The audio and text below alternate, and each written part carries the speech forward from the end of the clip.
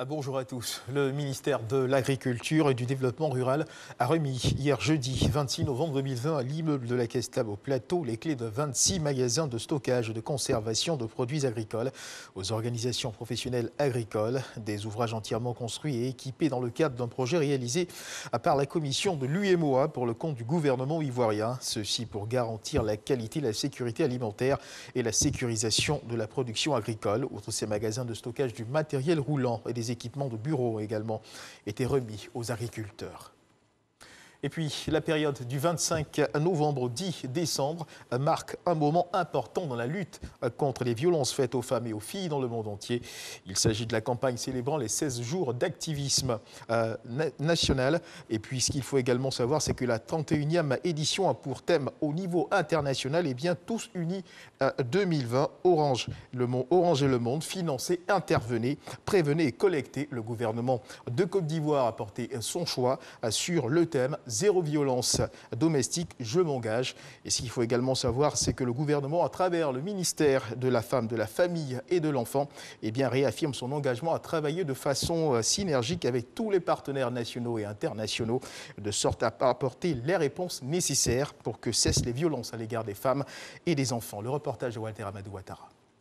51e édition de la campagne dénommée 16 jours d'activisme pour mettre fin à la violence faite aux femmes a pour thème au niveau international Tous unis 2020, Oranger le monde, financer, intervenez, prévenez, collecter. Cette campagne se déroule chaque année du 25 novembre au 10 décembre. Cette campagne des 16 jours d'activisme est devenue pour les acteurs et actrices de la lutte contre les violences l'occasion de mener des actions efficaces, à la fois individuelles et collectives, de sensibilisation, de renforcement de capacités et de communication pour le changement de comportement. C'est pourquoi la Côte d'Ivoire a porté son choix cette année sur le thème « Zéro violence domestique, je m'engage ». Selon les résultats du système de gestion des données sur les violences basées sur le genre de 2019, sur 3184 cas pris en charge, 2168 sont des cas de violence domestique, ce qui représente un taux de 68,9%. La crise sanitaire de la COVID-19 n'a pas amélioré la situation. En Côte d'Ivoire, cette crise sanitaire sans précédent a entraîné une augmentation des violences au sein des foyers où les femmes et les enfants sont contraints de vivre enfermés avec leurs bourreaux. Les principaux auteurs des violences basées sur le genre sont dans le milieu familial pour 67,1% des cas. Et pourtant, le milieu familial est censé être le cadre le plus sûr pour le développement harmonieux de l'enfant et l'épanouissement de la femme. Ainsi, voudrais-je exhorter particulièrement les forces de défense et de sécurité, les travailleurs sociaux, les professionnels de la santé, les acteurs judiciaires, les professionnels de la communication, les organisations de la société civile à s'impliquer activement dans l'organisation de ces 16 jours d'activisme contre les violences. Pour sa part, le gouvernement, à travers le ministère de la Femme, de la Famille et de l'Enfant, continuera de travailler de façon synergique avec tous les acteurs nationaux et internationaux, de sorte à apporter les réponses nécessaires pour que cessent les violences à l'égard des femmes et des enfants.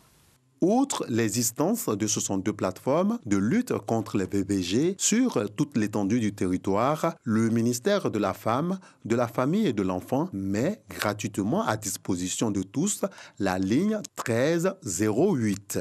C'est un numéro vert pour dénoncer tout cas de VBG ainsi que orienter et informer les victimes. Et les bioéthiciens africains étaient en réflexion à l'université Alassane Ouattara dans le cadre d'un séminaire interafricain de bioéthique avec pour thème la bioéthique et la pandémie de Covid-19, les principes à l'épreuve des faits. Cette rencontre scientifique vise à inviter les chercheurs de diverses disciplines à réfléchir à la fois sur la qualité et sur la portée éthico-humaniste des pratiques sanitaires. Le ministère de tutelle était présent à cette rencontre continentale.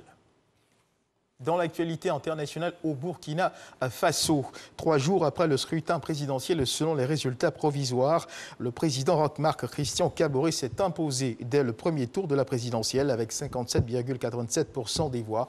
Edi Kamboego du CDP, l'ancien parti au pouvoir, se place en deuxième position avec 15,48% des suffrages.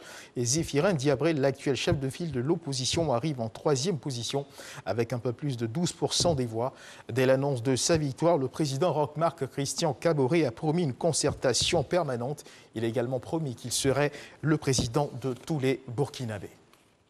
L'actualité, c'est également l'île de Madagascar qui ne souhaite pas participer à la COVAX Facility, l'initiative mondiale d'accès aux vaccins anti-Covid, une fois leur homologation et approbation réalisées. Le porte-parole du gouvernement l'a confirmé hier jeudi. La grande île préfère se mettre en retrait et capitaliser sur les investissements en matière de santé qu'elle a déjà réalisés. Aux États-Unis, au moment de présenter ses vœux aux forces armées pour la fête de Thanksgiving, le président américain sortant Donald Trump a fait un pas de plus vers l'acceptation de sa défaite. Le président américain sortant Donald Trump a continué encore à crier à la fraude électorale. Il a néanmoins promis aux journalistes de quitter la Maison-Blanche si le collège électoral confirmait la victoire de Joe Biden. C'est la fin de ce flash d'information. Merci de nous avoir suivis. Je vous retrouve à 13h pour le journal.